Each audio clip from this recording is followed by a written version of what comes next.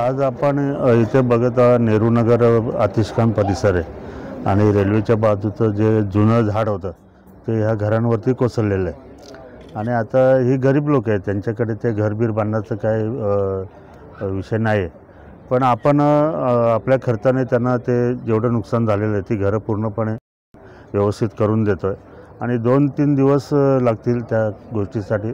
तोपर्यंत ह्या लोकांचं राहण्याचं जेवणाचं सर्व जबाबदारी आपले नगरसेवक गणेश जाधव आहेत, इथले कार्यकर्ते त्यांनी घेतलेले आहे आणि फायर ब्रिगेडचं काम चालू आहे. ते आटोपल्या घरांच्या कामाला सुरुवात केली जाईल आणि त्यांना आपण नवीन चांगली घरं बनवून देऊ आपण.